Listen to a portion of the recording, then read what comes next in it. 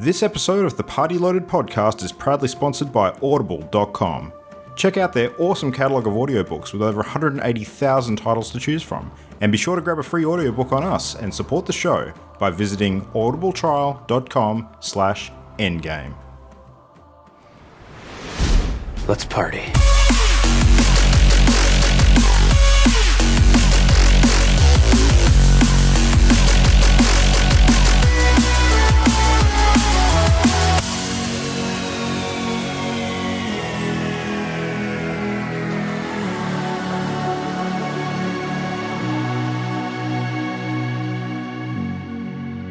Welcome everybody back to Party Loaded, the video games podcast where we chat about everything that is absolutely awesome and great and wonderful and all of those things in the world of video games. My name is Luke Ratelek, the game dude. We have Matt Diet, the game dad, and we have Christian Paulson Brown, the game dud.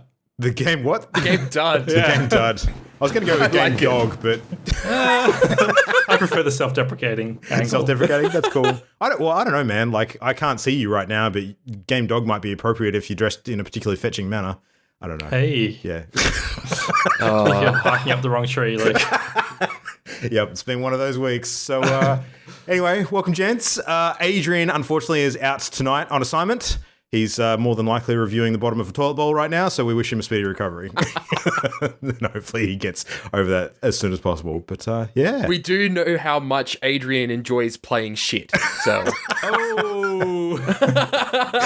Playing or talking, I don't know which one's the speciality more than the other. Yes. Yeah. But man, boy's got skills in multiple areas. Mad shade. That's it. He'll have to listen to respond. That's the challenge we set. Yes. Yeah. So yeah, how's the week been, guys? It's again sort of one of those sort of low points of the year where not a huge amount's happening, but things are ticking along. So yeah. No, it's been good. It's certainly not a news item, but there was some really funny stuff going around in the games scene. Sort of like the not just games, but like software development and startup scene where people were making this joke about a guy that was recommending the 10x programmer.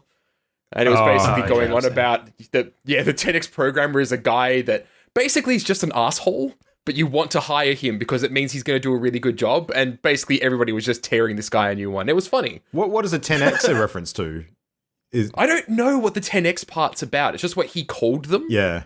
I'm guessing it's like they're 10 times more efficient or something like that. Oh, okay. Because when I saw you post that, my brain immediately, my gamer brain immediately went to our 4X discussion recently, and I was just like, okay, it's a developer that expands, exploits, explodes. That is honestly, it's where my mind went as well. But no, I'm pretty sure it's like 10 times more efficient than a standard programmer. Yeah, absolutely. Oh, well. I mean, speaking of 4Xs, man, I'm going to throw to you first tonight for what's been going on this week with gaming, because I know you've got a mystery game to talk about, but I did see you've been playing some more Stellaris. So how's that going? Yeah, Stellaris has been going well. It's not the main game I wanted to talk about. I restarted because I was playing a robotic empire. And the thing about robots in Stellaris is you don't have to worry about eating. You don't have to worry about anybody in your nation rioting or anything like that because they're all robots. So I restarted. I made some space nerds to play as instead that had robots. Space nerds?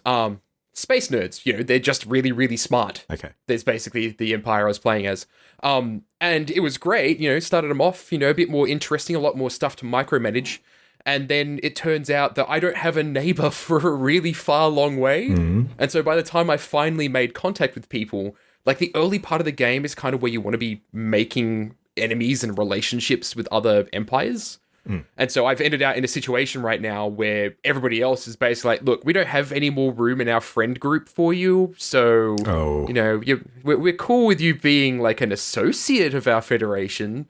And so I'm just like, oh, this is just kind of sad. I'm playing space nerds. I'm literally getting shunned. This feels bad. So it's like the kid. It's like the kid that joins the high school partway through the year when everyone's social circles are established already. Yep. You're the transfer That's exactly student. right. Start of every good anime. But it is really cool though because like I've got it on a fairly high difficulty, which means the AI's all got these buffs and such. And because I'm playing space nerds, we eventually kind of got to the point where. Well, I'm at the point right now where our science is just rolling super fast, and now I'm on the bleeding edge of science, and everybody else is lagging behind very quickly, even though they have much larger empires, much larger fleets. And so it's kind of one of those things where they could come over and attack me, but hey, I have a space dragon now, so Yep. That's it. But yeah, so that was I put some time in with Stellaris, not a lot. I picked up Pokemon Let's Go Pikachu. Oh, okay. Which is also not the game I'm going to talk about because I haven't actually put much time in with it yet. I grabbed that, and basically I was getting a real itch to play Pokemon because of all this bad Pokemon news, ironically. Interesting. Get the good games in before the one comes out that doesn't have all the features. Well, actually, no. Part of the reason why I got Pokemon Let's Go Pikachu is because it actually really interested me, having that nostalgia with the old world and everything and all the old Pokemon. Whereas Sword and Shield, the more I'm hearing about it, the less interested I'm getting because it seems very heavily gimmicky, and that's just super disappointing. But I picked that up to play to and from work, basically, and that's been working out pretty well. Like, I've been making pretty good progress, like a 30-minute train ride, so... How many badges you got? I'm only at the one badge right now. Okay. I've only been playing it for basically this week, so essentially, like, I'm 3 hours into the game. Okay. And who's your starter? Pikachu. Oh, that's right. You can't, I totally forget. Christian, your mind would have gone to the exact same place as me, where it was like only one of 3. That's right. Yeah. So it's basically it's Pokemon Yellow essentially, but you can pick when you Eevee, buy right? the game, you can get Eevee instead. Yeah. So I guess that'd be Pokemon Brown or Pokemon Tan. But yeah, so I got Pikachu. And it's super fucking cute. Like, holy crap. And just playing it's really interesting, like seeing the animation quality on the Pokemon, being able to have any Pokemon out following you around. I thought it was only Pikachu that could be out of their ball and following you. But it turns out any Pokemon that you have can follow you around, which is super cool.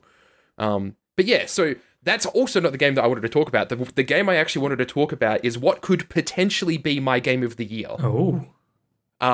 So I picked up Outer Wilds on Friday last week. Oh, I've been hearing so much about this. I'm fucking curious. I cannot wait. Holy crap. Yeah. Okay, if you're listening and you're interested in games all about exploration, go pick up Outer Wilds and fucking play it. So if you are a space nerd, go and get. If you're a space nerd, if you like really interesting games that do things very differently mechanically, then Outer Wilds is just so cool. So basically in Outer Wilds, you play this cute alien from this race called the Harthians, and you're on this tiny little planet that's basically made up of like 4 different little wooded areas, and your species are living out of wooden huts essentially, but you've somehow mastered space travel, so you have a wooden spaceship, and you can get around the solar system in it. And so all the solar system planets are these tiny little planets. You go out there and you explore them.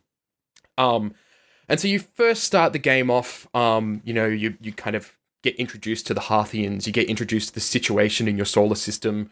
There's some long dead ancient race that was there before you. They have left their ruins all around, and so you're basically an explorer. You're meant to go out there and explore these ruins and learn about this ancient race. And then 22 minutes into the game, it throws a fucking Majora's Mask plot twist at you, and you die, but your character retains all their memories from the last 22 minutes, and you go back to the start of the game. Oh. What perspective is this game being played from? What does it look like? First person. First person. First person perspective. Okay, Yeah. so it's like No Man's Sky Groundhog Day kind of thing. Yep. Yeah, that's basically it. And so basically the way the game plays is that within those 22 minutes you have before the thing happens and you get sent back to the start, you're going out there and you're exploring the solar system to try and figure out what is going on, like what is causing this thing to happen. And you do that by going to all these planets and visiting the ruins, finding all these ancient logs and scribblings on walls and that sort of thing. And it's a lot of puzzle solving, and I was kind of describing it to students when I was talking about it, because I had a massive rant in class about how fucking good this game is. But it's like Metroidvania, but with the things that you unlock to progress is knowledge, right? So it's the knowledge of how to solve the puzzles that are in the game world. That's sounding that you stumble a bit like across The all the time. Witness. Sort of, yes, but it's way less confusing. Do you know what it actually sounds like to me? Is that game Minute that came out, I think last year? Because that one was similar. Like you basically died at the end of every 60 seconds, and you purely had to learn like what the puzzles were in order to progress the game. The only difference being that you could actually change your starting position if you managed to get to some of the other sort of base points in that game. So there was a little bit of progression with that, but otherwise it was kind of that Groundhog Day style effect, but on a much shorter time scale. So the original Majora's Mask comparison sounds good too. Yeah. It is very much like that. They drop some very heavily references to Majora's Mask, and there's certain circumstances that you can put yourself in where death is permanent. Oh wow! So you at the end of every 22 minutes you are dying and then restarting at the start, but you can cause a situation where your death will be permanent. In fact, the end game event death is permanent. And by permanent I mean like canonically, like if you die at that point, that's it. Your character's dead, but you still reload from your last save. Right. But I have to talk about this one that I stumbled across, and it was so fucking funny. And this is potentially very minor spoilers.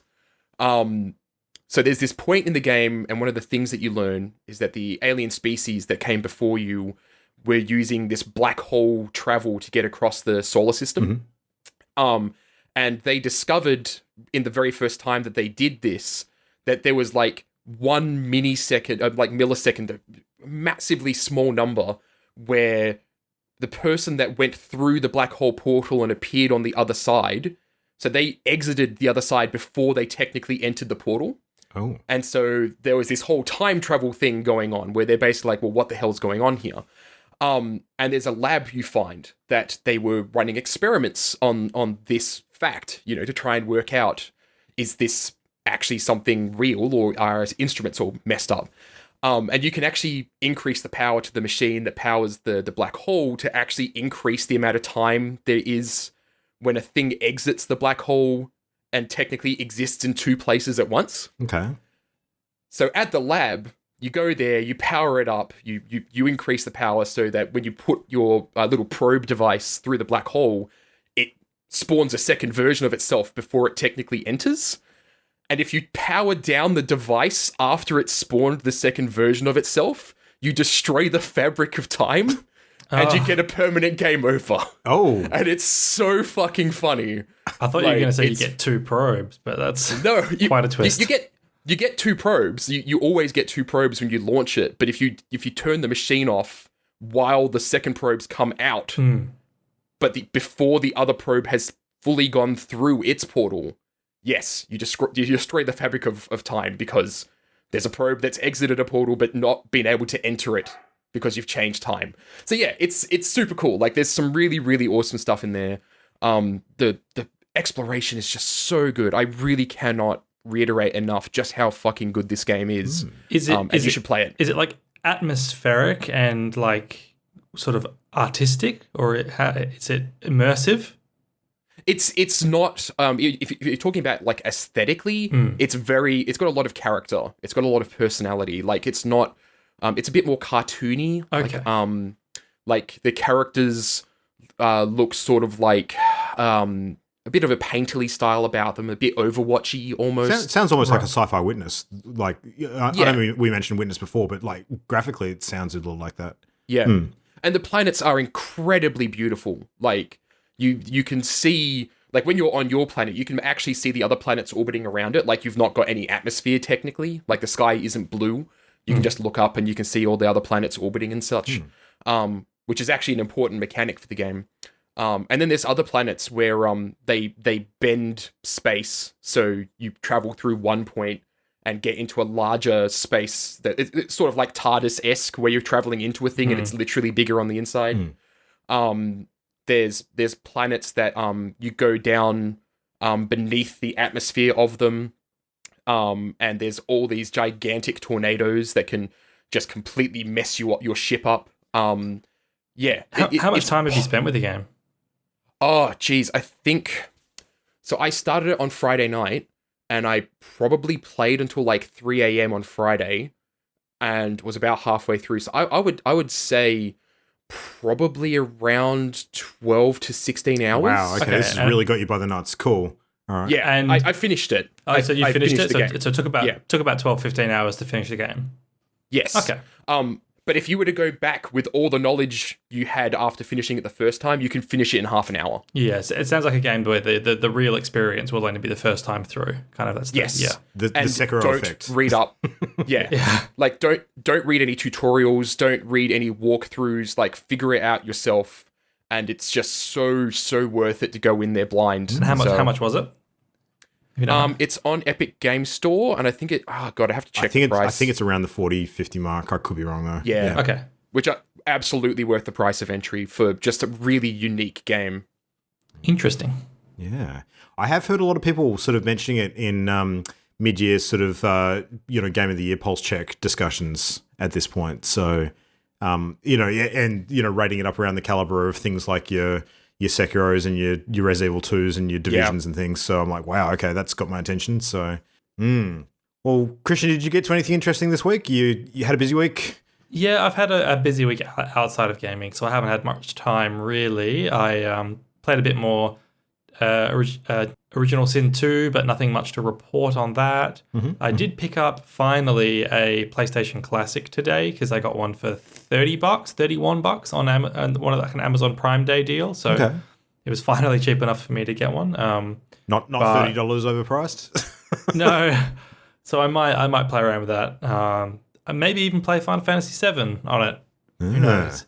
But yeah, not much else. Just still plodding along always on Hearthstone and keeping an eye on the new cards being revealed for the Saviors of Uldun expansion, and their new Tavern Brawl thing they've been doing has been fun. Yeah. But yeah, not a whole lot. I did see that they revealed one of the new cards was just literally bees. Yeah, bees, and it's really powerful. Yeah. And did you see the Murlocification one as well? Oh no, I haven't seen that. That's cool. Oh, dude, it's okay. So non-Hearthstone listeners, you can just tune out. But look, it's a 3-mana shaman spell, transforms all minions on the board into random Murlocs. Oh Jesus! So it's like a board-wide polymorph effect. So it'll just like the Giant's Mage and it's going to be a super powerful spell. So that sounds really fun. All right. Yeah. Cool.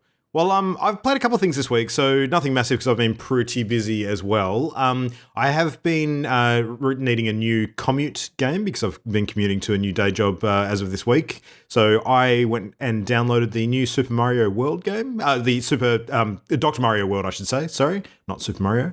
So Dr. Mario World, it's the new Nintendo mobile game. I think it's their latest one in their sort of line of various different things that they've tried. It's called Dr. Mario World. I played a bunch of Dr. Mario back in the day, and I think I actually owned the Tetris and Dr. Mario one when they were bundled in together way back when. And I enjoy Dr. Mario. It's a fun game. I am on the fence as to whether this actually is Dr. Mario or not. To me, it plays a lot more like a different match 3 kind of game with a Dr. Mario skin and flavor on it, but mechanically it's not the true Dr. Mario that I remember. And the big reasons for that is that there's a couple of them. One is that OG Dr. Mario, the pills drop down from the top like Tetris does. And in this game, they actually come up from the bottom.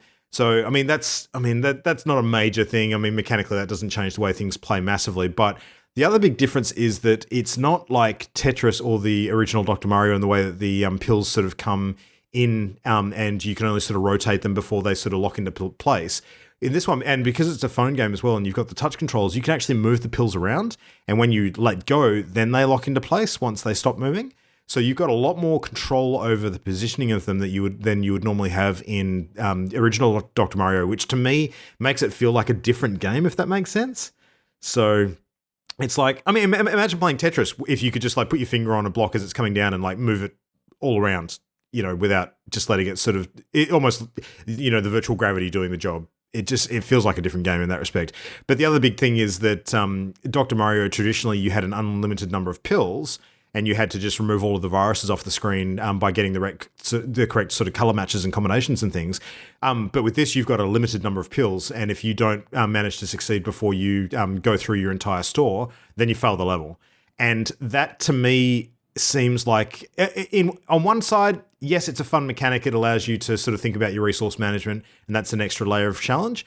On the other side of it, though, it's a very mobile game kind of thing when there's monetization involved, because it's actually prompting you to fail a lot more often. And then, of course, you've got all of your microtransaction stuff linked to that, because you actually literally have like hearts or lives. And when you run out of those, then you can't play unless you sort of wait for the cooldown to fill those hearts up again, allow you to progress, or you pump money into the game and purchase them yourself. And the monetization of this game is a little on the obnoxious side, I'm sad to say. So I've heard there's also like a gacha mechanic with like unlocking new doctors as well. Yeah, exactly. And they've all got different slightly different abilities and things. So there's a little bit of that kind of thing going on as well. Yeah, I super don't know how I feel about it. It kind of, not that I'm a Candy Crush sort of expert either, but it feels a bit more like that kind of game than Dr. Mario, if that makes sense. Yeah, which is not what I'm after. I'm quite sad because honestly, I feel like I'm not that interested in Nintendo's mobile games recently. Like I don't think they're hitting the mark for me as far as things that I actually want to play. Like I don't know, I'm a bit disappointed. Yeah, I agree. I mean, to me, the most successful sort of Nintendo property mobile game is still Pokemon Go, and that wasn't actually made directly by them. So yeah, that's a bit of an exception. Yeah, but like because is there a Mario Kart on mobile now? It's coming. I don't think it's out yet. It went into beta over in Asia, I think, because there has been footage of it around the place. That looks fun too, but again, I think that'll die by the level of monetization involved and how sort of bad that's implemented. So yeah, not sure. I mean, it's a new market for them. I think that they're trying a whole bunch of different things. It's almost like each new attempt feels like they're prodding at different parts of the market to see what does and doesn't stick. But none of them have the longevity that I think that they have been gunning for. And on that, I actually saw that in my Facebook feed, my photos feed the other day, it popped up a photo of one of the newspaper articles that I snapped when Pokemon Go was released about the sort of worldwide phenomenon that was creating. And it flagged as you posted this 3 years ago, which meant that, that game just had its 3-year anniversary. People, like a lot of people are actively playing that game still. It is still huge globally. Yeah. So I think it's actually had a slight resurgence. A bit like having said that, it's like if it was at its peak, it was 100%. I think it dropped to like 5% popularity, and now it's back to like 15%. Like it's never ever going to reach the heights that it had, but it's increased from where it dipped to. So I mean, compared to a lot of other games that on mobile that have lasted that long, that's still an incredible user base. So yeah. Oh yeah. So yeah, no, it's It was good to try. I mean, I might still pull it out every once in a while if I just want something quick to play that I don't, feel a huge bunch of investment in. But that's my take anyway. I would recommend avoiding it if you're expecting more than that. If you just want something, fun and cheap to pass the time, and you're not planning on spending money on it, then just know what you're getting essentially. And rest in peace, Miitomo. If anyone remembers Miitomo. Oh yeah. That's officially offline now. Yep. I liked Miitomo. Was that the first one? That was the very first Nintendo mobile offering. That's right. Yeah. Because that was the non-game, more of the social sort of platform one, wasn't it? Yeah. Oh, there you go. Yeah. Well, the other thing that I sort of played and sort of didn't play this week. So you guys know all this sort of imagery that's been going around about the Netflix Witcher series that's coming soon with Henry Cavill. Yep. So we actually got to see some proper photos of all of that over the last couple of weeks, and honestly, look a lot better than the first shots, which isn't surprising because the casting mock-ups with Cavill as Geralt and absolutely terrible hair and none of the proper sort of gritty makeup or anything like that. It was always going to look bad, so that was unsurprising. Now that we're actually getting to see what he's going to look like a bit more in character and some of the other cast members, it does look pretty cool and I'm kind of a little bit more interested. But that actually comes at a cost because getting interested in Witcher, of course, results in me actually wanting to play the Witcher games again. And then, holy shit, that's a whole sort of sinkhole to drop myself into once again. So I went and loaded up my old copy of the first Witcher, which I'd actually had to port across from an old hard drive because it was on an older computer that I had. I had to move it across to my current machine. Fired it up, and the motherfucker wouldn't load my save. So Oh, Yeah, God. I had some problems with it. I could probably dig in a bit further and try and work it out. I'm sure that I'm doing something silly, but I was kind of after a quick fix and I couldn't load my save, so I got frustrated. And I thought to myself, well, look, what I really want is just to sort of experience Witcher at the moment. I don't know if I'm going to have the time commitment this year with other stuff that's coming in the next few months to, go through and do the full trilogy, because goddamn, that's, man, that's Destiny time right now, so screw that. So I went and loaded up Witcher 3 instead and started that from the beginning. So I'm going through the beginning of that game where you have to hunt all the ingredients to fight the Griffin and all that sort of stuff. And man, that game is so fucking good still. Yeah, it is such a good game. I don't know if I can actually load up one now again. So, yeah. See, I love my RPGs, but I just have never been able to justify The Witcher because it's just like, I don't have 500 hours. It says the Stellaris so addict. Yeah. Yes. Destiny 2 addict. Yes. I don't have 500 hours because of Stellaris and Destiny 2. You can only support so many habits. Yeah, I totally get it. That's exactly right. Yeah. So look, did you not finish Witcher 3 before? No. Like before, I only got up to the second main area, which is the Bloody Baron quest line, which is supposed to be like one of the highlights of the entire game. And I deliberately stopped partway through because I wanted to go back and play the others to sort of understand the full story. And that's the first main area. Yeah. Or no, Bloody Baron's the second. The first one's the Griffin. The second area is Bloody Baron. That's a tutorial area. That doesn't count. Okay, fair. Yeah. So, but man, that big area is like, holy shit, it's almost a game in itself in that area. So, yeah, I don't know. I'm still determined. Like, it's one of my, it's definitely on the shame list that I haven't gotten through and completed it. So, I need to attack it and get over the hump at some point. And I feel like this year, if I was ever going to do it, is probably the year to do it. And if I can maybe cram it in before some of the big hitters in November, I might stand a chance. But Wolfenstein Youngblood's in a couple of weeks, and I think I'm probably going to play a bunch of that. Good luck, Luke. Yep. Hey, man, I'm going to drag you away from Destiny to play that thing as well, don't forget. So... Oh, yeah, I'll totally put... Yeah, there's not 500 hours in that, though. No, absolutely not. I think there's probably a whole smidgen of that. So, yes. Yeah, no, that'd be good. I would actually like to play that with all four of you guys. All four? All three, plus me. Four. Yeah. Maths is good. That's where I'm at. So... Anyway, that is my week, and we'll see if I'm still banging that drum next week or not. I suspect I might get distracted and move on to something else, but we'll see. We'll see. In the meantime, let's chat about some news. Now it's time to hear some gaming news. Time for some gaming news. All right, so what's going on with Borderlands 3? You might ask. Yep, you did. So I'm going to tell you. Luke, what's going on with Borderlands 3? Yeah, cool. Good. Right on cue. Good job, mate. Well, to tell you, It's okay, we'll edit in post. I can tell you, it's not getting cross-play at launch. That's what's happening with it. So I don't know if that's surprising any of us, though. That's kind of... Not really. Yeah. Like, I would not be surprised if the reason it wasn't getting crossplay at launch was either just scope or Sony. Like, because Sony is still going to be super resistant to that sort of thing. And it's one of those things where, like, why does any other platform need to do crossplay if Sony doesn't, Yeah.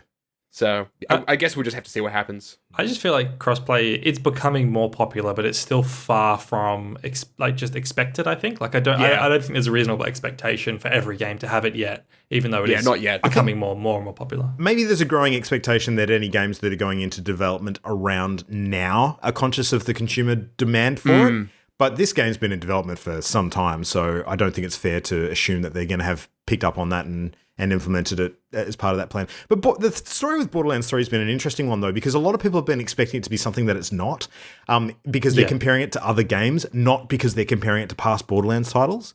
So I think if you look at what Borderlands has done traditionally, it shouldn't be a surprise at all. But people are looking at it and thinking that it's going to be the next Destiny, which, up until recently hasn't actually had any real sort of appetite towards crossplay either. So it's just a weird comparison. Yeah, I think people are looking at it and thinking like, okay, Destiny 2, it was, I don't know, 7 years old now or something like that. And they're thinking, so what's next for Borderlands? How are they evolving Borderlands as a concept?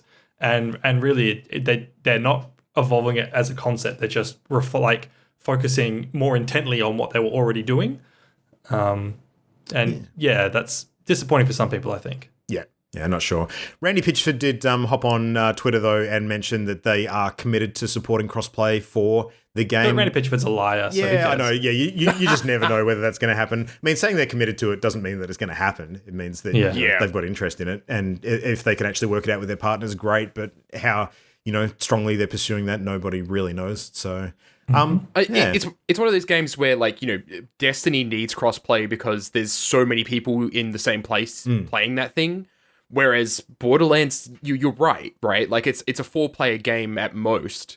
That's a much smaller audience for crossplay, Games that need crossplay are games that actually need to get bodies into particular activities to have like the player count to make them viable, and also where there's a fragmented player base across different platforms to actually engage in those activities together. So I don't think either of those is particularly true of Borderlands. So it, totally not a priority apart from the fact that it's the new hotness and people just want it in everything. So yeah, I don't know. But a new trailer did drop for Borderlands 3. So it's a sort of fun musical trailer that, does a whole sort of dance number with the 4 main characters. And it's a bit of fun. It's certainly not the best Borderlands trailer I've ever seen, but you should check it out. It's kind of cool. So it gives a bit more of an impression of what the new 4 sort of main characters are going to look like in action a little bit. So yeah, game looks good. I'm still looking forward to it. So it's not that far off now. I think August is. You remember Rage 2? Yeah. What happened to that game? I was about to actually say I am kind of worried about Borderlands 3. Yeah. And like Rage 2 I was hyped about and with good reason because the stuff I played of it was really good, but Borderlands 3 the more that gets shown, the less interested I find myself actually being. Okay. Maybe it'll come out and I'll be surprised, but they've not come out on a good foot, put it that way. I think the marketing for Rage 2 was far superior to what they've done for Borderlands 3 personally. Fuck yeah. Yeah. So that played a big role. And but the other difference too is that Rage 2 was not building off a particularly successful first entry, whereas Borderlands has, a legion of devoted fans from the previous games. So it kind of has, like, when we were talking about Doom, it kind of has the Doom effect to it, right? Where Doom 3 was shit, so everybody was expecting Doom 2016 to suck ass. And then it kind of blew out everybody's expectations, And totally, I think Rage was kind of the same. Like, the marketing was blowing people's expectation out. The game didn't. Yeah. But I think the bar is already high for Borderlands 3 because the last Borderlands game, the one that was made here in Australia, was freaking great. So... Yep. Agreed. So I guess we'll find out next month. That'll be interesting. In other stuff that's dropping and literally dropping, we've got Tetris Effect is moving across to PC. And turns out, possibly surprising, maybe nobody.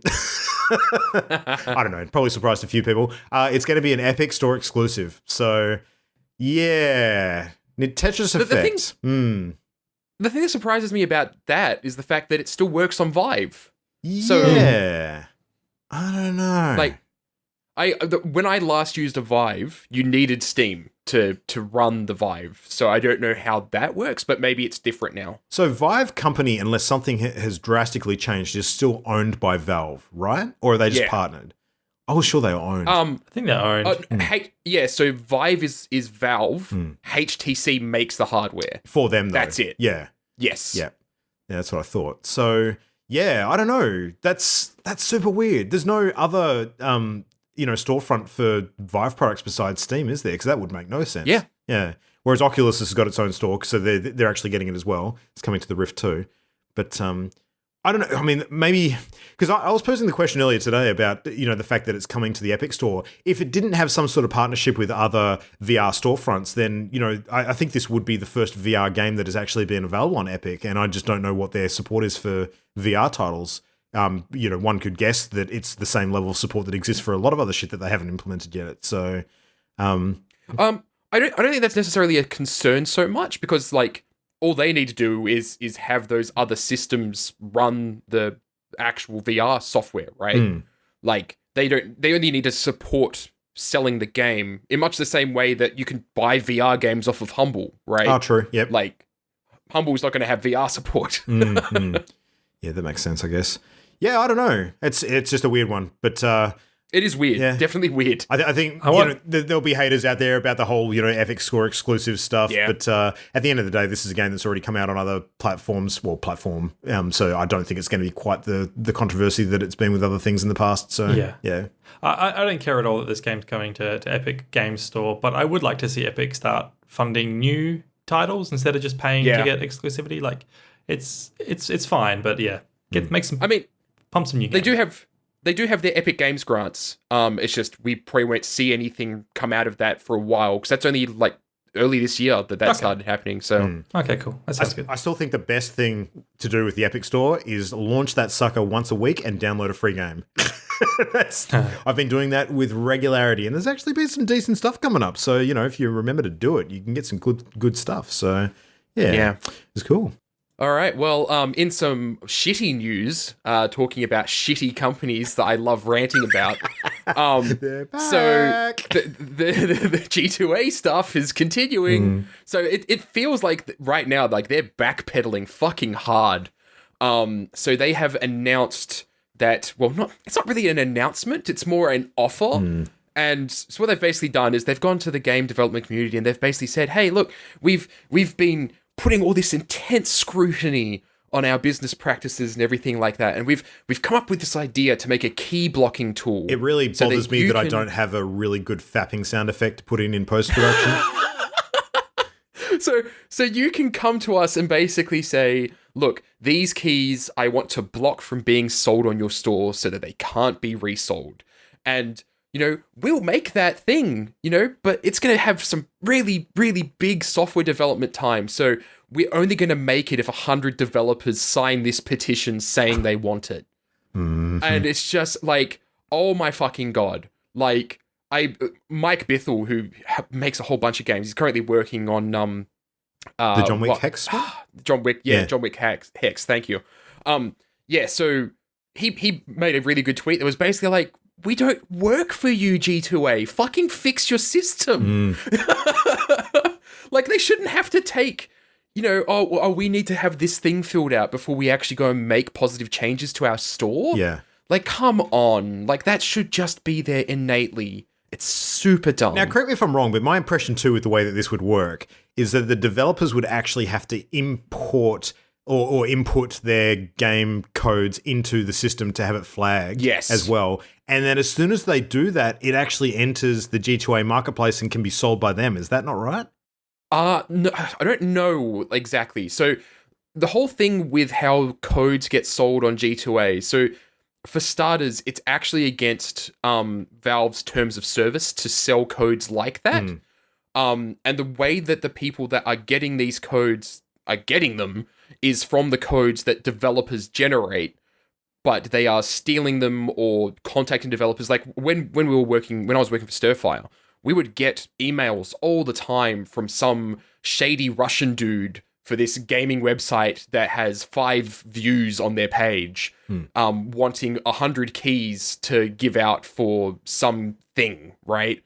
And guaranteed if we gave him those keys, they'd end up on G2A and on sale, right? There's also the stolen credit card thing, right? People buy them legitimately through the storefront, but using stolen credit cards, and then only when that gets caught do they get charged back. Yeah, and that's against Valve's terms of service. But the problem is that it's not G2A that gets punished for that; it's the developers that get punished for that. And it's one of those things where, like, if Valve did a better job of actually containing the keys, then this wouldn't be a problem. And so it's kind of a two-factor thing where, yes, G2A is a shitty fucking company, but Valve also could have more control over the keys because they hold developers to a really high standard. Like, the developers are the ones that get held accountable if the keys get stolen, because we're the ones that have to actually pay back the chargeback on the credit card. It's not Valve that does it. It's not G2A that does it. It's the developer that does it. And we're definitely not responsible. It's like, somebody coming in and telling you, hey, look, I bought this thing that was stolen from you, so you're going to have to pay me for it. Yeah. It's just really dumb. Either way, it's fucking stupid. I'm really exhausted of the G2A thing. It just feels like they're just doing this to constantly kind of get themselves in the news at the moment, because it's probably good marketing for them.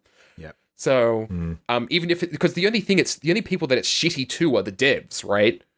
So Yeah. I had students that were basically like, oh, well, I'm still going to use it because it's cheap for me. Oh my God. I hate that mentality. Yeah. There are definitely people who like this whole conversation. It's all like in the background. It's like, yeah, but it's cheaper. Yeah, Like- exactly. Yeah, I mean, I would never, but yeah, it's It's one of those things where, it's like pirating something, right? Like you don't really think about the person that created it. You're just like, oh, well, this is just my money. At least with G2A, I'm paying for something, but the developers never see that. And it's totally understandable that you would feel disconnected from that whole thing because capitalism. But yeah, it's just a really messed up system. And I can't wait for G2A to go away. I hope they go away. Yeah. But speaking of storefronts, so Valve's done something really interesting. They've launched this thing called Steam Labs. And it's super fascinating. Like they're working on a whole bunch of different tools that, may or may not stick around. They've got some stuff in there that like generates out trailers from snippets of different trailers the game developer puts on their Steam store page. I like that. That's cool. Yeah, it's interesting. I don't know how well it would generate that though. Like I would be interested to actually kind of see the result. But a lot of it is also about creating better visibility for game developers, which is nice. And it seems almost like this might be kind of a reaction to the Epic Game Store. So you might remember when we were first talking about the Epic Game Store and, whether or not this is a good thing and how I was kind of seeing it as a developer. I was kind of hoping that Steam would respond by starting to do positive things on their end to kind of combat with the fact that developers were rushing off to Epic. And Steam Labs seems like it might be a step in the right direction for doing that because it's a place where they can get feedback from consumers, but also game developers as to whether or not the things that they're trying out are better or not for visibility and such. So yeah, it's the trailer thing. They've got an interactive recommender, which scans your profile. It checks through all your games and everything. Does a bit more than the current recommendations thing does, where it just kind of matches tags. Yep. And they've got like those old, well, they're not even old, it's still a thing that happens on television, but those shows where like, oh, we're selling this thing and it's like, for the next 10 minutes, we've got like 100 of them. If you buy it now, you get this much off. Like they're doing a thing on Steam that highlights specific games in that kind of way. Right.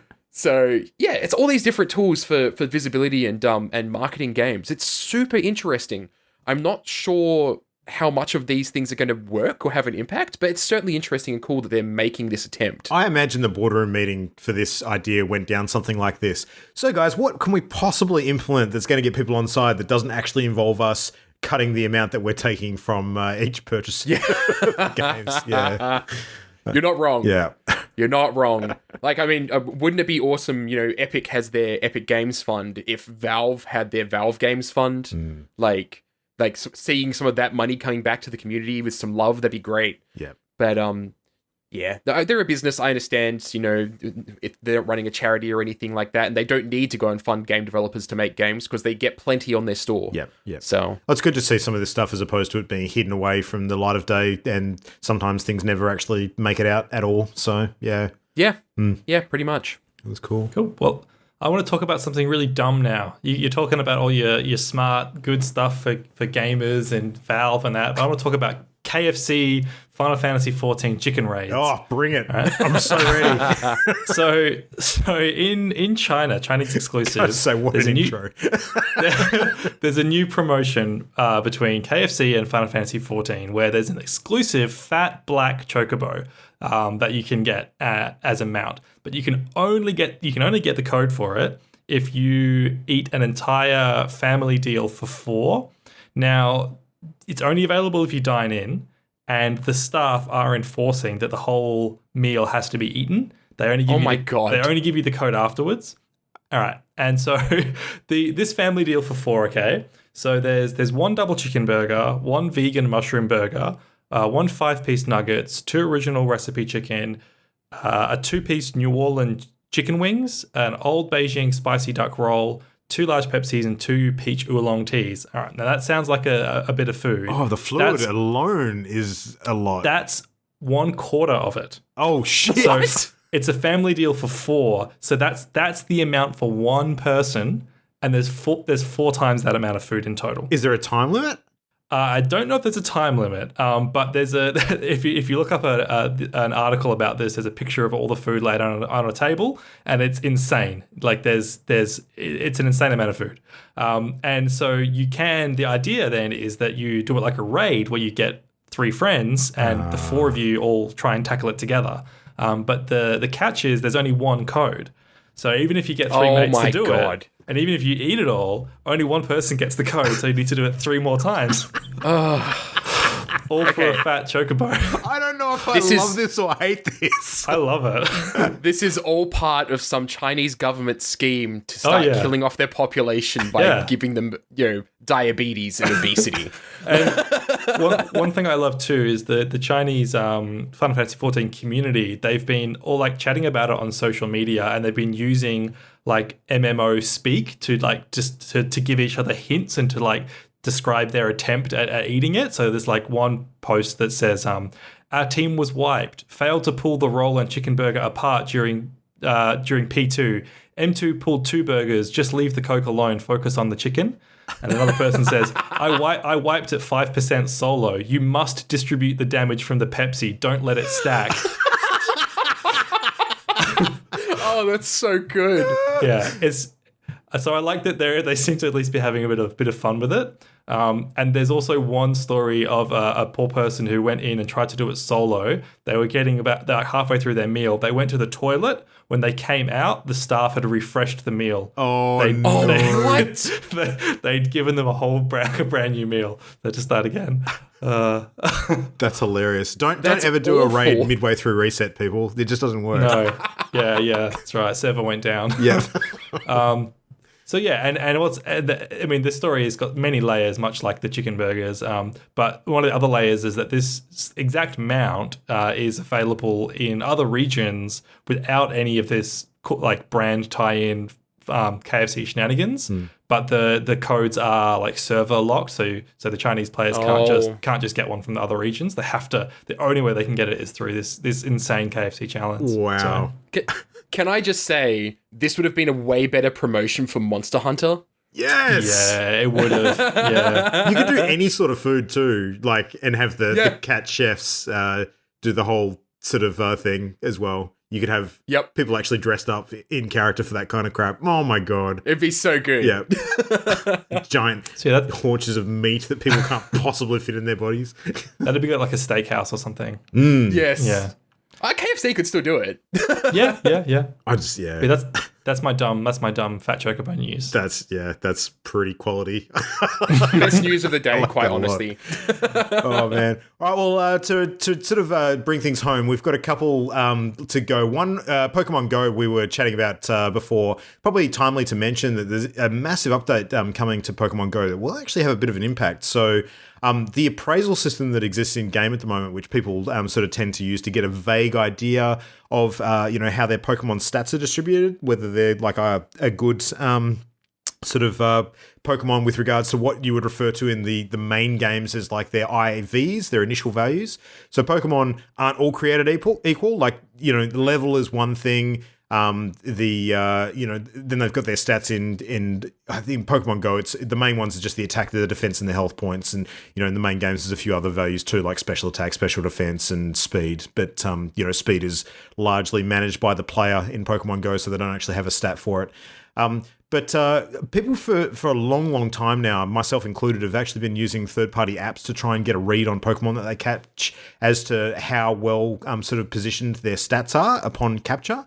Before they start spending Stardust on them and leveling them up. Because the idea is you don't want to waste your sort of limited resource in leveling up Pokemon on the ones that aren't actually going to be able to get sort of the best stats upon completion of that leveling cycle, if you like. You want to sort of pump your stuff into the ones that start off stronger.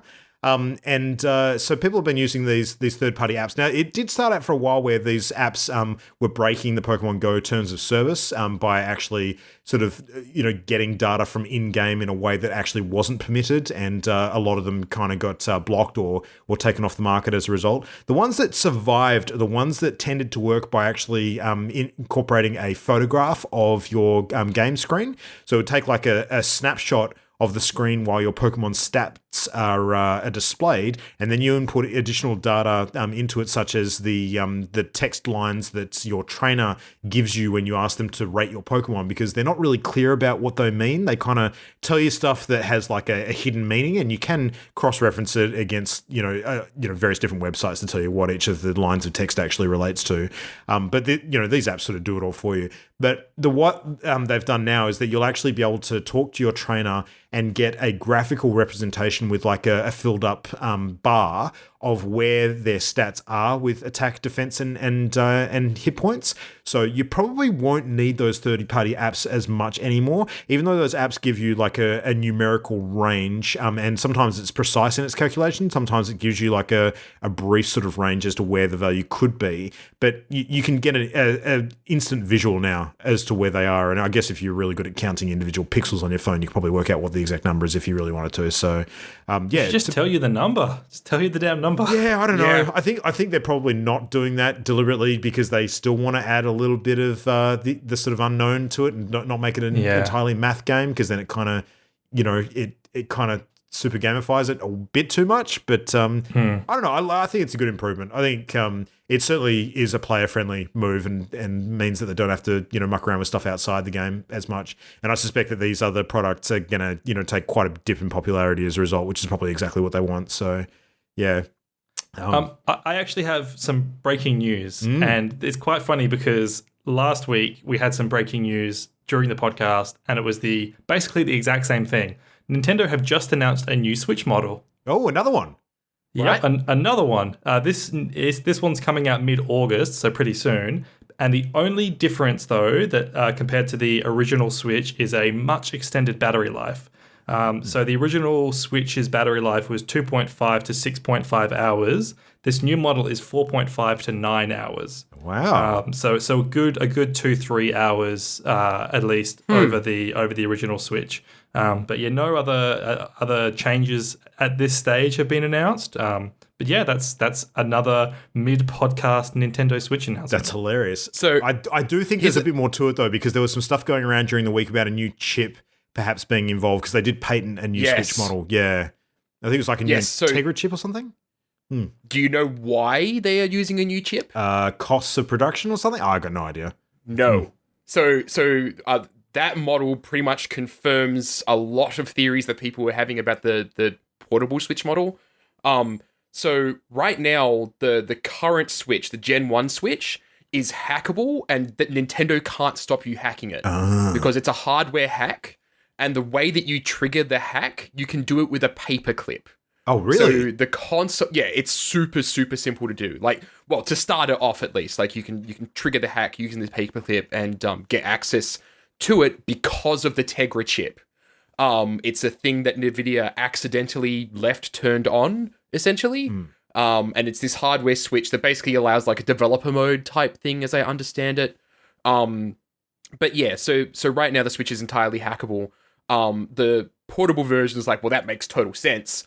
But that version, releasing a new console just for a battery upgrade seems very odd. But that sounds to me like they're probably going to phase out the Gen 1 and just have that upgraded version with better battery life because, hey, it's not hackable. So yeah.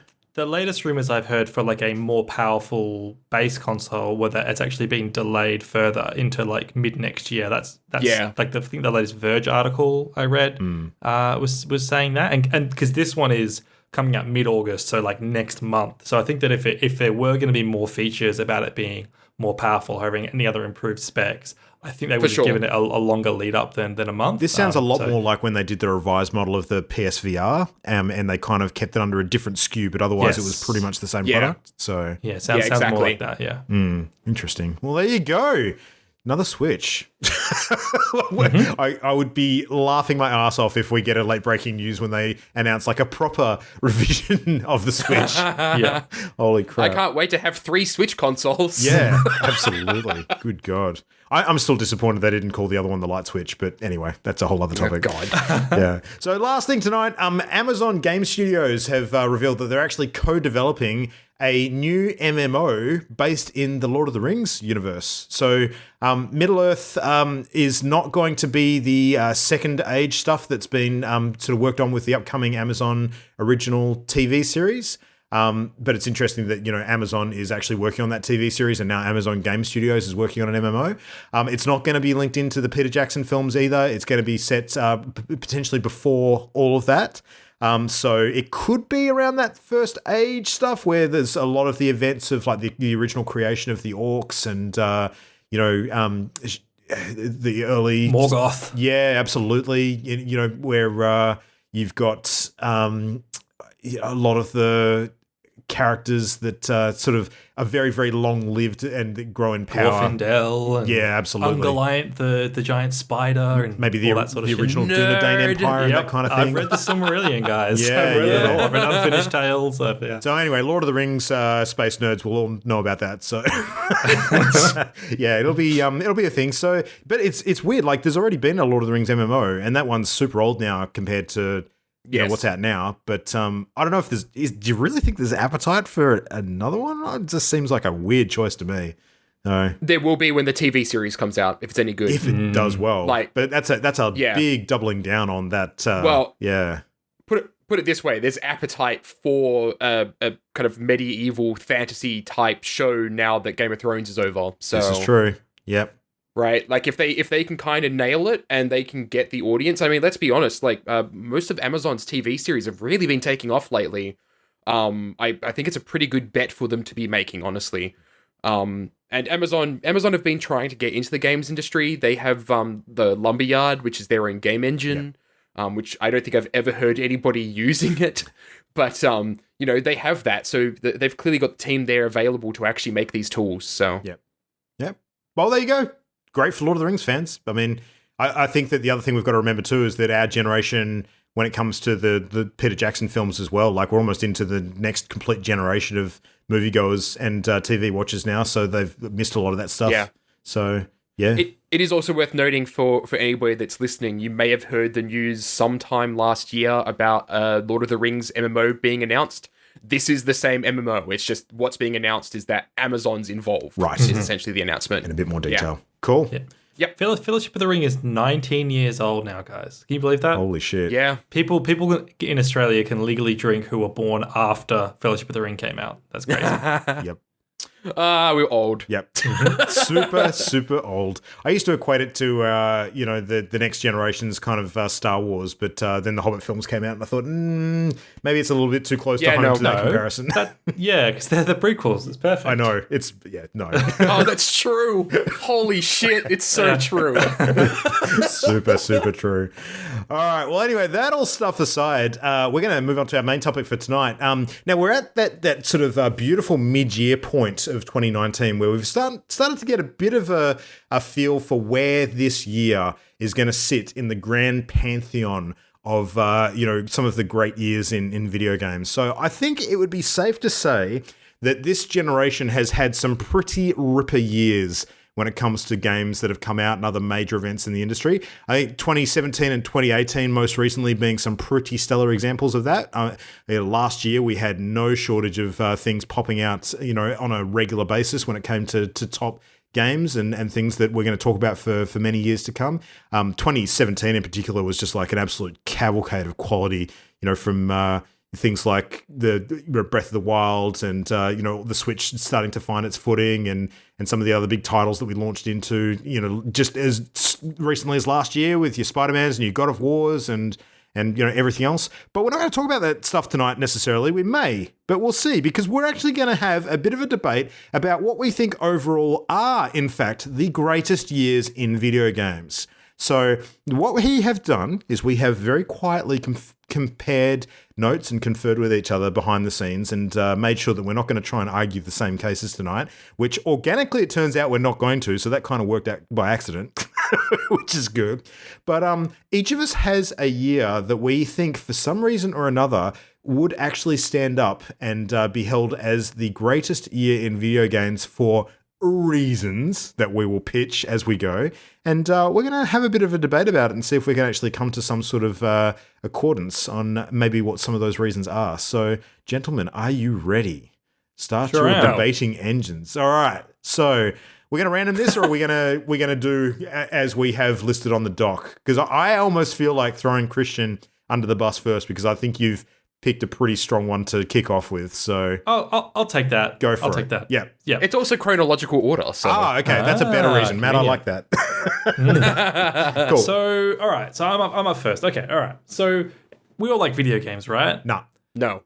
No? Okay. Well, I'm going to turn off the podcast now. Podcast over. Let's go home. I think for many people, myself included, the most magical time for video games was when you were younger and the world seemed a bit brighter and you didn't have the sort of a crushing pressure of a job and responsibilities weighing on you. And for me, that was way back in a halcyon year known as 1998. So I'm gonna read a little scenario here and just imagine you're this young innocent person. I'll take that as a compliment, man. You know it wasn't true at that time, but sure. All right. So it's 1998. All right. You rush home from school and you plant yourself in front of your... Anyway, go on. Really? You graduated high school in 98, Luke? I was an adult in 98, mate. Shit. Yeah. Luke's old. Really? Hang on. High school in 98? No, I was 18 in 98, so I was out of high school. Wow. Yeah. Okay. So people my generation rushed home from school... And they planted themselves in front of their family's TV, which would probably be like a 30-inch CRT, and it was state of the art. You grab your Nintendo 64 cartridge off the shelf, you blow some dust out of it for good measure, you slam it into the system, and the game that you boot up is Ocarina of fucking Time, okay? Or it's Banjo-Kazooie, okay? Or maybe you're one of those kids that had a PlayStation instead or as well. And if it's a PlayStation, you're putting in Metal Gear Solid. Or you're putting in Spyro the Dragon, or maybe even Final Fantasy Tactics. Yeah, you're not allowed to play Resident Evil 2 because that's too scary and your parents won't let you. But there's plenty of other good games for you to play on your PlayStation. So you play this game for a couple of hours until you're kicked off the TV so that your parent can watch something stupid like Wheel of Fortune or the news. Okay, so you're forced to switch over to your family's PC. It's a brand new Pentium 2, 233 megahertz, state of the art. You slip your disc in and into your off-white drive on your tower. You're yellowing off-white drive. You're yellowing, yep. Right next to the turbo button that you have no idea what it does and you're too scared to press it. You click the shortcut on your desktop to launch your game, and within a few short minutes, you're playing Half-Life 1 or Baldur's Gate. Or hell, you're even playing StarCraft. All right. And then later that evening, after you've played your game for a couple of hours, your older sibling comes and kicks you off the computer so they can play Fallout 2, which is a game you're too dumb to understand. So you can't go to your TV, you can't go to your computer, so you go to your room, you lie down on your bed, you turn on a bright lamp, and you take out your brand new Game Boy Color, and you slap in a brand new game called Pokemon Red or Pokemon Blue. All of those games came out in 1998. That's Half-Life, Ocarina, Banjo, StarCraft, Baldur's Gate, Metal Gear Solid, Pokemon Red and Blue, Resident Evil 2, Spyro the Dragon, Final Fantasy Tactics, Fallout 2, and many more. But how many amazing games are there? Which is irrelevant, apparently, because you're just constantly getting booted off the fucking devices that you want to play them on. You've got Half-Life was a groundbreaking first-person shooter. Ocarina of Time, 3D adventure. Banjo-Kazooie was an evolution on the 3D mascot platformer. StarCraft was a groundbreaking RTS. Baldur's Gate computer RPG. Metal Gear Solid third-person tactical espionage action. Pokemon Red and Blue was a phenomenon. Resident Evil 2 was the greatest survival horror game of all time. Final Fantasy Tactics, strategy RPG, and Fallout 2 is a much beloved game by Wasteland fans. So that's my case for why 1998 is the greatest year in gaming. All right. It's a pretty good case. I think we should all state our cases before we start really going at each other's throats. Sure. All right, Matt, you want to go next? Go for it. Yeah, sure. Okay, so having a whole bunch of really cool games in a year is great and all, but you know what's even better is years that made the best game developer in the world, and of course I'm talking about myself. So 2004 is really the year that I kind of got into gaming in a really big way. It was a formative year for me. And I think that was also because for the game development industry, it was kind of a formative year for them as well. They kind of mastered a whole bunch of stuff in that year. They mastered console matchmaking. They mastered MMORPGs. They created some amazing, unique role-playing experiences. The Xbox was absolutely in its prime. It was crushing everything. And for me, like, I hadn't been a hardcore gamer when I was younger. Like, I was much more interested in collecting Lego. And it was not until like I was like 14 or 15 that I sold all my Lego to get a PC. And even then it was mostly to access the internet. It wasn't actually for playing games. And then when I finally actually started paying attention to video games, it was through playing Halo 2 and World of Warcraft, which released in 2004. And they were such incredibly good experiences. And I wouldn't be the person I am today. I wouldn't be the game developer I am today if it weren't for them. Halo 2 got me interested in the actual art of making games, and World of Warcraft trained me to be a leader. I could play games with other people online and actually have these experiences and interact with people in a way that I never really had the opportunity when I was growing up. I'm sure if I played like D&D more when I was a child with other people, I would have had that a bit earlier potentially, but this was on a massive scale, right? It's like playing a D&D game with 70 other people. And so for me, it like really brought me out of my shell, like 2004. But even then, just disregarding all the personal reasons and the fact that, you know, you wouldn't have me without 2004, guys. So you clearly have to vote for 2004. But Half-Life 2, which is way better than Half-Life 1. Oh, actually. Heresy. Counter-Strike Source. Valve was in their prime. You remember Valve? Like that company that, you know, has Steam, they used to make games. Did you know that? Mm-hmm. That was a really long time ago. All thanks to Half-Life 1. You have Grand Theft Auto San Andreas, which quite honestly, in my opinion, made the Grand Theft Auto series what it is today. You wouldn't have Grand Theft Auto 5 being as popular as it is if Grand Theft Auto San Andreas wasn't as good as it was. You have Fable, which was such a cool game when it first came out. Like, such a unique kind of role-playing game. One of those kind of first Western role-playing games that, you know, took a lot of the Japanese role-playing game stuff and put it into its own kind of format in a really interesting way. You had Vampire the Masquerade Bloodlines, which I played the shit out of in 2004, and I was just playing again recently this year. You have Far Cry, which would go on to go and destroy people's computers years later. And of course, Knights of the Old Republic 2, which wasn't what a lot of people were hoping it would be, given how good the first one was, but still just a freaking fantastic game. And like, Halo and World of Warcraft, like, Halo 1 came out earlier than 2004, obviously, but I really feel like Halo 2 was the thing that solidified Halo as a series and, you know, made people go, this thing has chops and can stick around forever. And World of Warcraft as well. Like, these are franchises that are living on today. World of Warcraft is still a game that's here now, like 15 years later. That's insane. So yeah, 2004 was the best year of gaming. I'm sorry, you're all wrong. We can just stop the podcast now. Interesting. Well, I'm going to make a case that I think by default will actually cement 2011 compared to the years that you're both pitching as the greatest year in video games. And it's not just for the fact that because it is a later year compared to those two, that you have all of the games available that you two both mentioned, plus more anyway. So you can play all of that shit in 2011. You can't do that if you go back in time because stuff hasn't come out yet. But isn't 2019 the best year then by default? No, we're not talking about 2019. Anyway, if you can follow that diverse range of logic there that I've just spat at you, we can also chat about some of the big hitters that came out in 2011. But just to sort of paint the scene, this is the era of the PS3. This is the era of Xbox's most successful entry into the console market, the Xbox 360. In fact, it's pretty much during peak 360 season where the console popularity is exploding around the world and everywhere except for Asia.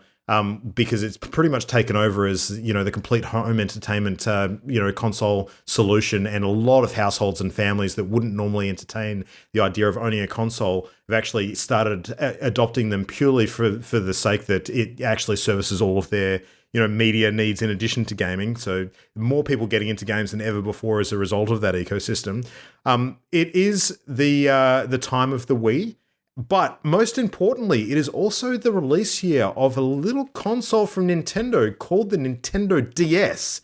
And we know how that story went because it went on to become... 3DS? Well, sorry, the 3DS. Yeah, the 3DS kicked the DS market into high gear and pretty much pushed it into the position that it's in now, where it has become the framework of things that have come later, such as the Nintendo Switch. So, the Wii U aside, which was, a tentative first step into that kind of area, I don't think we would have the Switch now if it wasn't for the success of the 3DS and everything that sort of was spawned from that, and the crazy big install base that the DS audience grew to through the 3DS afterwards.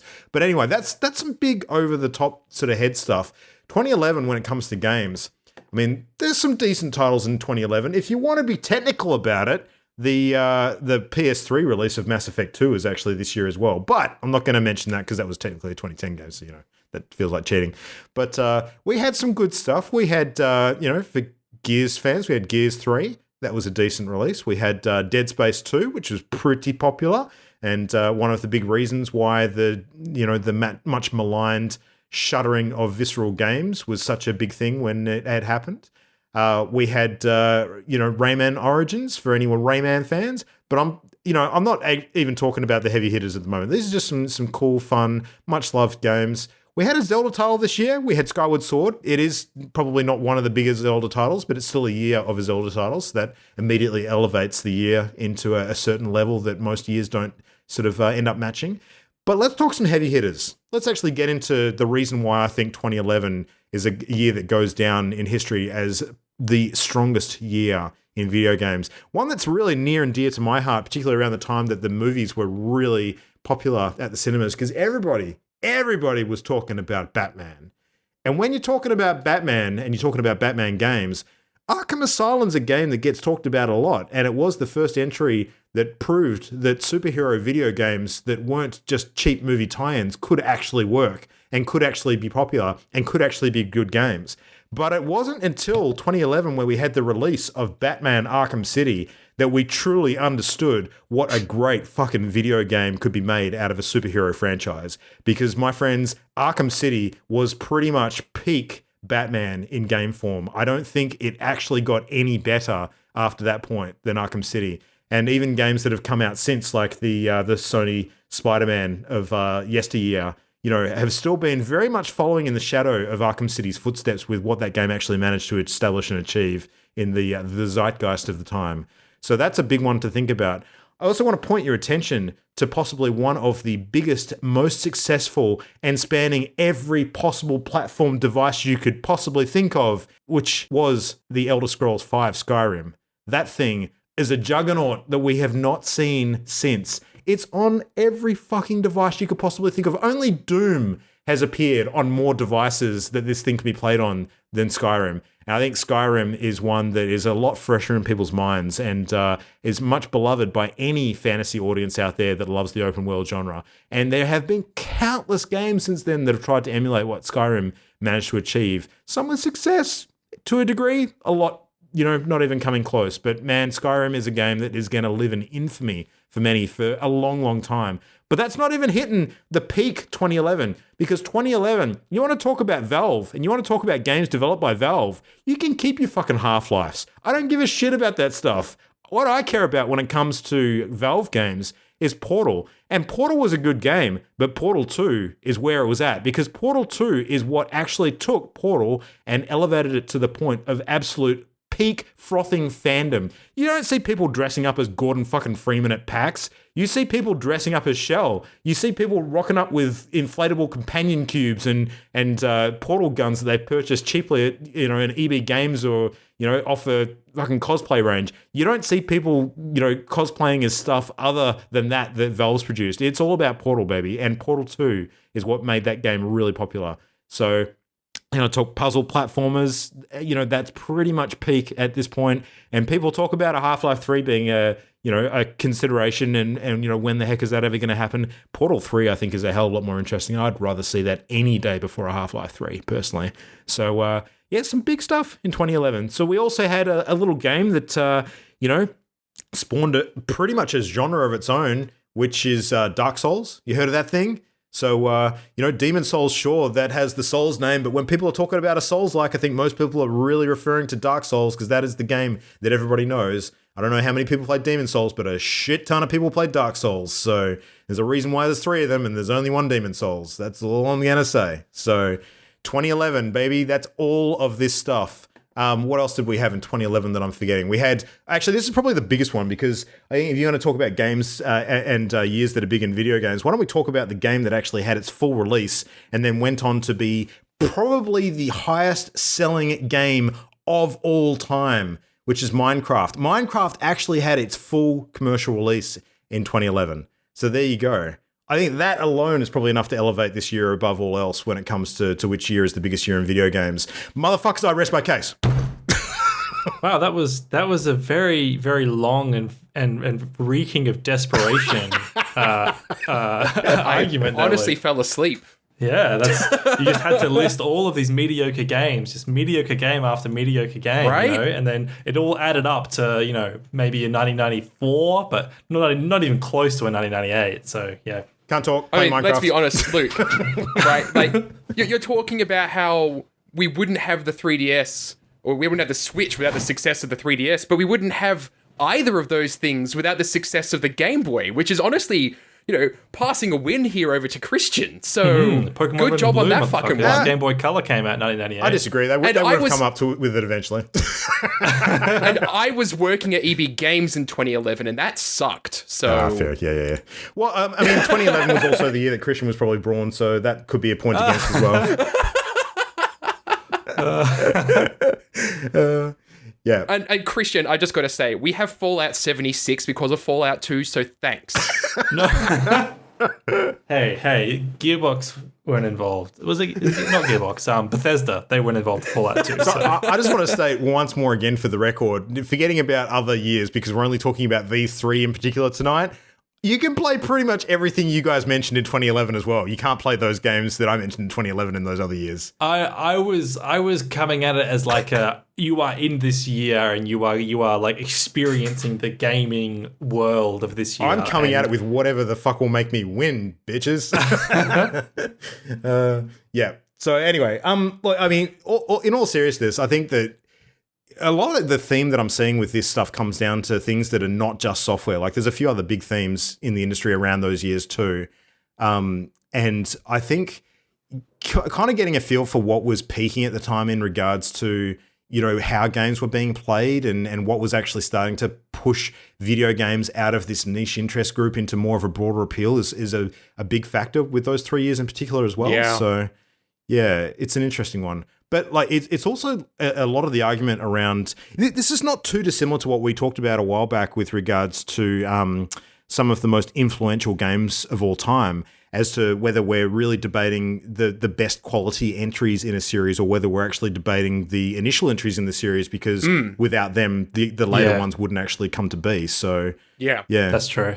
I think what's interesting is in my view we've all picked the best year of that generation. Yeah. So 98 for the PlayStation, Nintendo 64, 2004 for the Xbox and like GameCube, and then 2011 for the PS3 and Xbox 360 generations. I think those are the best years for those 3 generations. What also kind of stood out to me when I was going through this stuff was the fact that what I've kind of noticed, the last couple of years have been good, but it's been pretty easy to go and say, yeah, that's Game of the Year, right? Like, that is very clearly going to end up being Game of the Year.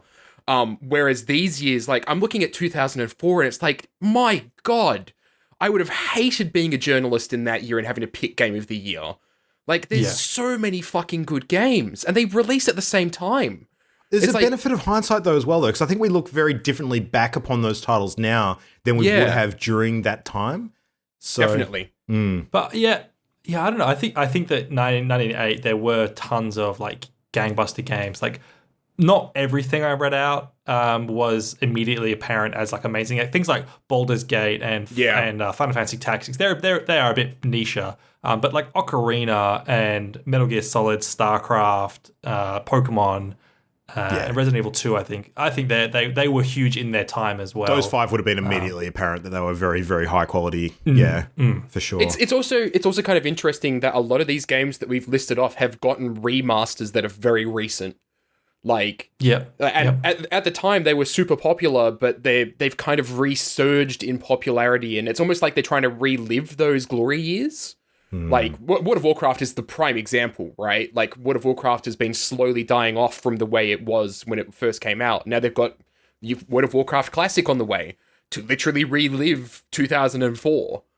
Yeah, and I don't think it'll be long. I think World of Warcraft is like one of the biggest hitters in 2004 for sure, because it's something that's still reverberating today. And I see that very similar to the Minecraft from your 2011. For sure, league. And I reckon that in a couple of years we'll see Minecraft Classic. If it's not, I'm sure there's already like a mod you can get for it, but I reckon we'll see like an official Minecraft Classic come out as well. I think it's a very different situation though, because Minecraft is kind of an interesting beast because of how plugged it is to the modding community and the server-based businesses out there, and they sever a lot of that customer base if they kind of release a new installment. It's almost like that consideration that Nintendo have to make when they're finally sunsetting the DS market, because that's a huge customer base, of users that they're leaving behind in order to move on to the next thing. But inevitably, they have to eventually.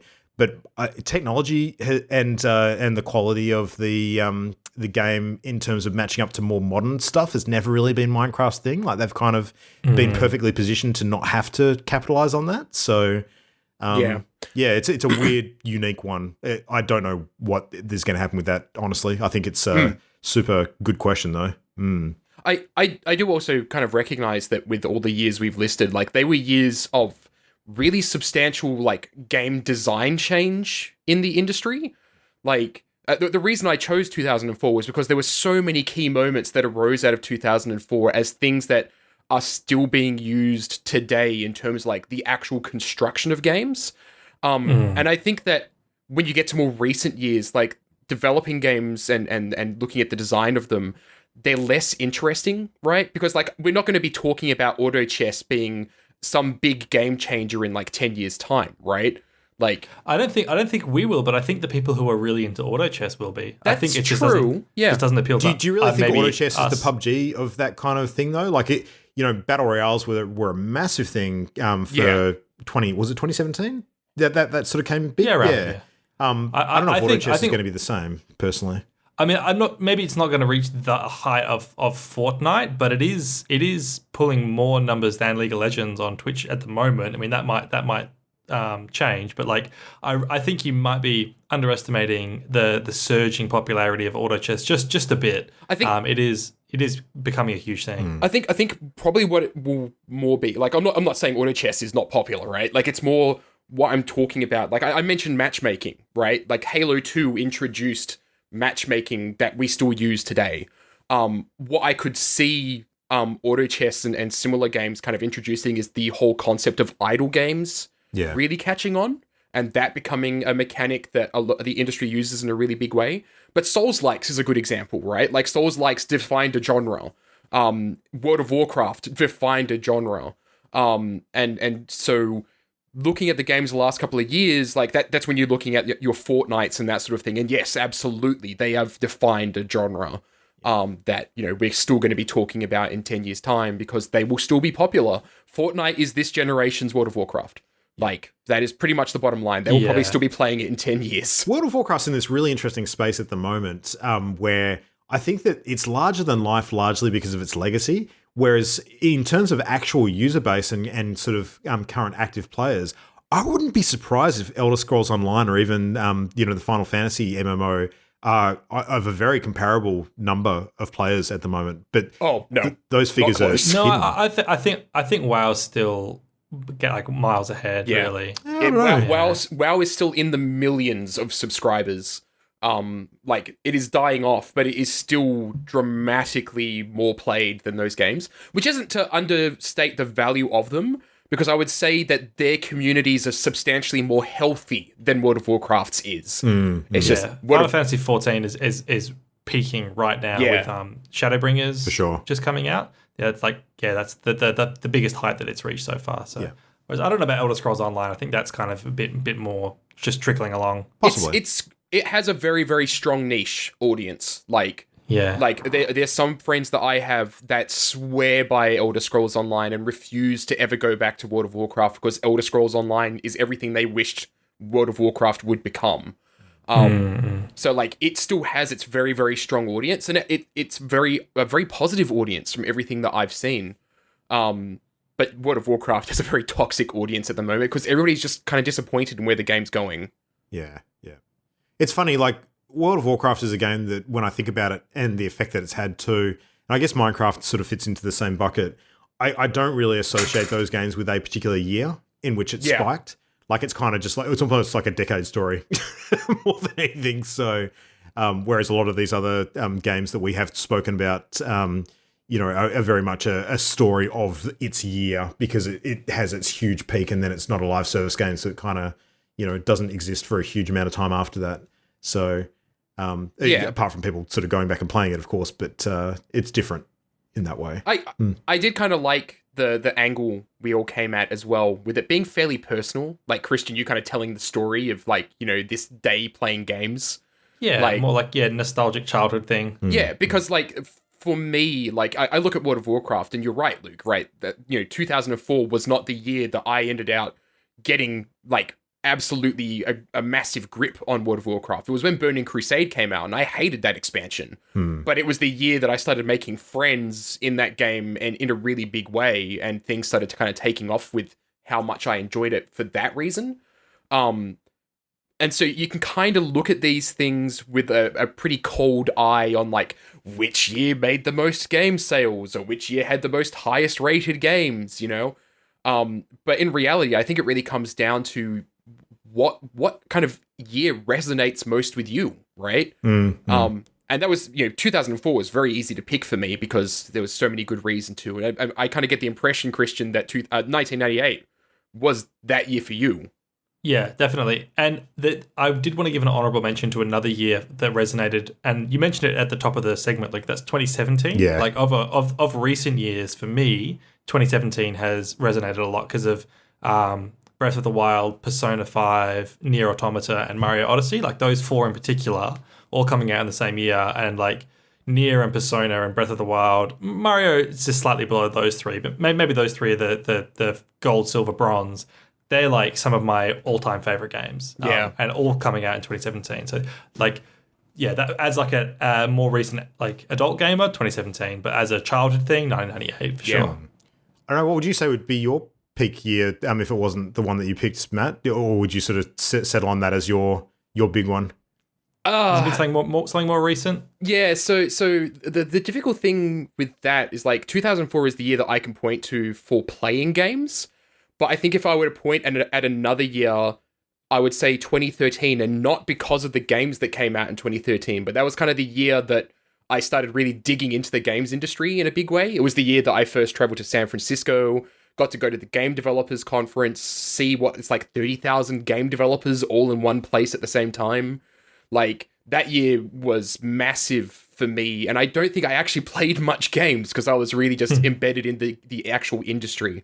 And so that kind of shines out, but it's not necessarily, as I say, it's not because of the games I played, it's because of the fact that I got to interact with the industry in just such a massive, awesome way. Yeah.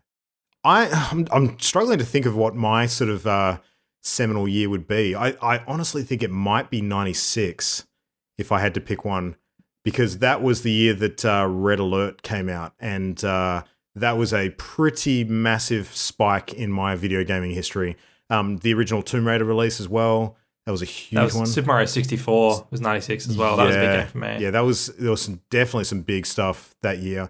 Actually, Duke 3D as well. Duke Nukem 3D. That would probably cement it as my biggest year in video games for sure. Not Duke Nukem Forever, Luke. That came out in 2011. That's your favorite year. No, fuck Duke you. Nukem Fuck Forever. you. It doesn't exist. So, yeah, I don't know. Actually, now that I'm also going through 2013's game releases, and it's like that was actually a pretty good year as well. Yeah. I mean, every year's a good year in games. That's isn't it, guys? yeah, that's true. Yeah. Everybody's a winner. Everybody's also a loser. We all get participation certificates. Absolutely. Oh, man. Except for Adrian, he loses. Yeah. That's Yeah, right. okay, we can agree on that. That's it. What year was Adrian going to argue for? I actually... 2007, which is a really good year, and I'm kind of glad he didn't get to argue for it. Because I had Bioshock, Portal 1. Oh, yeah. The whole orange box, so like Team Fortress 2 coming out then, Halo 3, Mario Galaxy, the Mass Effect, Uncharted. Oh, Jesus, it was a good year. Yep. It's like the first Assassin's Creed. Ooh. Actually, I forgot to mention 2011 had Uncharted 3 as well, which was probably considered by many to be the highlight of that series as well. I personally preferred 4, but I think I'd be in the minority. I preferred 2. 2? Okay, well, there you go. Nobody fucking agrees. Just kind of the theme of the night. 2013 had Grand Theft Auto 5 and Saints Row 4, Last of Us, Bioshock Infinite. Like, there were so many good games in that year. It was a good year to go to GDC. Absolutely. Yeah, that's a tight year for sure. Yeah, I mean, I think we could probably all agree that 2019 is not going to be one of those years that's mentioned in the hierarchy. No. It's not been a bad year by any stretch, but it's not been quite as jam-packed as some of the recent ones that we've had. So closer and closer to the extinction of the human race. Sure. But 2020 is going to be an awesome year for games. Especially the first 3 months. Oh my God. Be busy playing a lot of stuff next year. We will wait and see how that pans out. Might be the year of several new console launches too, which will make things very, very interesting. Yeah. It feels like we kind of entered into a stagnant year this year. Even last year was pretty quiet. But I'm looking forward to 2020. Like, hopefully that is the year we kind of see the industry revitalized in a way, because we've got something new to be excited about. Yeah, absolutely. I do definitely feel like last year was a bit of a lull, and this year hasn't been amazing yet. But I think that the latter half of this year will pull it back. Yeah. Have some good stuff to look forward to. But it won't matter because Matt and I will still be playing Destiny 2 all the time. So anyway. Yep. On that note, let's wrap things up. I've got stuff to shoot. But anyway, that is it. So if you've got a favorite year in video gaming, we would certainly love to hear about it and put a good case forward for it. And if you write something in that's actually really interesting in terms of the argument that you want to put forth, we may in fact read it on the show. Actually, we or if you just want to talk about how wrong Luke is. Yeah. Well, he's very wrong. People can do that any day of the week. He's wrong for more ways than just being wrong about the best year in gaming. Look, mail at partyloaded.com. Send it through. I promise I won't bin it. You can always get hold of us on Twitter as well. So at Party Loaded Show on Facebook, just search for Party Loaded and check out everything as always through our main hub at channelendgame.com, and you'll find links to our YouTubes and Twitch there as well. So Minecraft Mondays still going well, ticking along. Still got YouTube content going up on the occasion that I have time to do it now that I'm working man again. Oh my God. Got too many games and not enough time over the next few weeks. So Wolfenstein Youngblood coming out real soon. We're going to have to set aside some time to play that. So definitely. Yeah. Christian, are you in? You want to run through some Youngblood as well? You keen? That's a two-person thing, isn't it? It is, but I can play it multiple times. We can play through multiple parts of it and sort of share it around a bit, I think. So we'll see. Yeah. I might be a bit busy with Fire Emblem Three Houses. That comes out next week. Oh, shit. So that came out. Gonna pick that up. Crept up. Jeez. Yeah, so next Friday I'm picking up Fire Emblem, and that should take a bit of time to get through, so we'll see. Nice. Sounds good. So hopefully Adrian will be back next week, and we will have more stuff to discuss as well. But that is it for tonight. Thank you everybody for listening. We'll be back in 7 days' time. Until then, good night. Good night. Night. The Party Loaded podcast is a Channel Endgame production. For this and more great gaming content, bookmark channelendgame.com.